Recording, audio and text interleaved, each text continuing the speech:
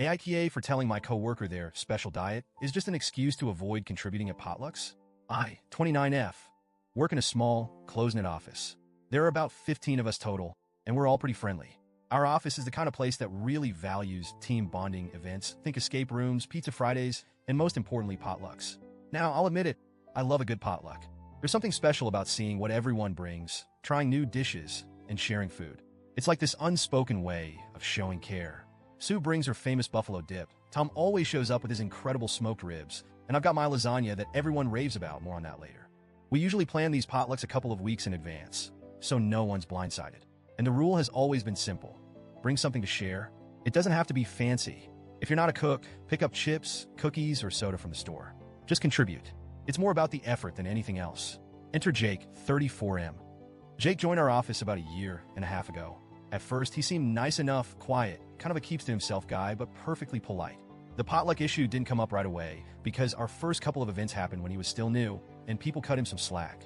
But as time went on, something became very clear. Jake never brings anything. Ever. Now, before anyone jumps on me, I want to make something crystal clear. I have zero issues with people who have dietary restrictions. Allergies? Totally valid. Vegan? Cool. Gluten-free? Do your thing. I'm not the just eat it, it's fine person. I respect people's choices and needs. But Jake? Jake claims to follow a special diet. That's what he calls it, special. He's never explained what it is. Not once. At every potluck, when people ask what he brought, he gives this vague shrug and says, "Oh, I have a special diet, so I can't really contribute." Sometimes he adds something like, "It's hard to find foods I can eat," but here's the kicker. He eats everyone else's food. And not like, "Oh, I'll just have a little salad or some fruit," kind of eating. No. Jake goes all in. He'll pile his plate high with wings, casseroles, pasta, sandwiches, you name it. Foods that don't seem to fit into any obvious dietary restrictions. He'll even skip over the healthier options like veggie trays or fruit bowls and go straight for the most indulgent dishes. I started noticing this pattern pretty early on, and it bugged me. I tried to give him the benefit of the doubt at first. Maybe he's shy about his health? Maybe it's an anxiety thing? But it's been a year and a half, and at this point, it feels less like a special diet and more like a special excuse. Last week, we had our quarterly potluck, and I decided to go all out. I made my lasagna, both a classic meat version and a vegetarian one, because a couple of coworkers don't eat meat. I don't want to toot my own horn, but I perfected this recipe over years. It's one of those dishes that people ask for at every event. I stayed up late the night before prepping it, layering the noodles, sauce, and cheese, and I felt good about it. I even packed the trays in cute thermal bags to keep them warm. The day of the potluck, the break room was buzzing with energy. Sue brought her buffalo dip, Tom had his ribs, and someone else picked up a giant Costco cake. Everyone was chatting and complimenting each other's dishes as we set up the food table. Then in walks Jake, empty-handed.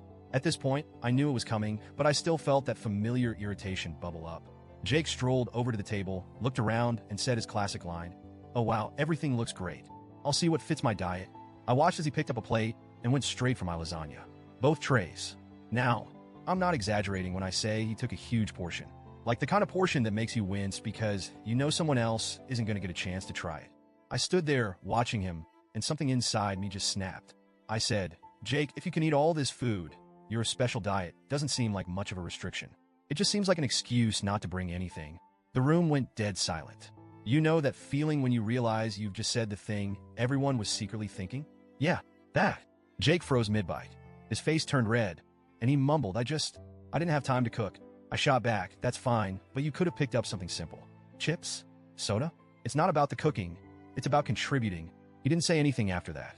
He just put his plate down, muttered, "I think I'm going to head out," and left the room. The break room was awkward after that. A couple of people whispered, but no one outright said anything for a while. I felt this weird mix of satisfaction and guilt. I said what I said, and I meant it, but I also didn't want to humiliate the guy. Later in the day, a couple of coworkers came up to me. One of them, Megan, said, "I think you were a little harsh. You could have pulled him aside instead of calling him out in front of everyone." Fair point.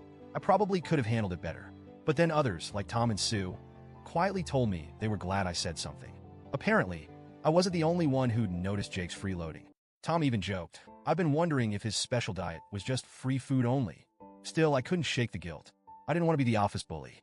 I wasn't trying to make Jake feel small.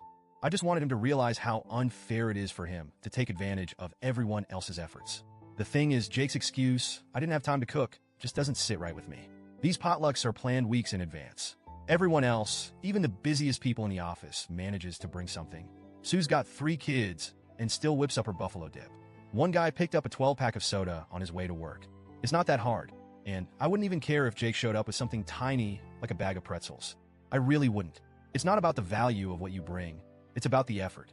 But Jake, he's been skating by for over a year, taking full advantage of everyone else's generosity. And yeah, maybe I shouldn't have snapped at him publicly, but I honestly feel like he needed to hear it. The office has been a little weird since then. Jake didn't show up for the last couple of days, and I've been wondering if I owe him an apology. On one hand, I think I could have handled the situation more tactfully. I'm not proud of embarrassing him. But on the other hand, I stand by what I said. Potlucks are about sharing, and it's not fair for one person to take without giving. It's basic courtesy. So, Reddit, AITA for calling out Jake in front of everyone? Should I have spoken to him privately instead? Or was I justified in saying something, given how long this has been going on?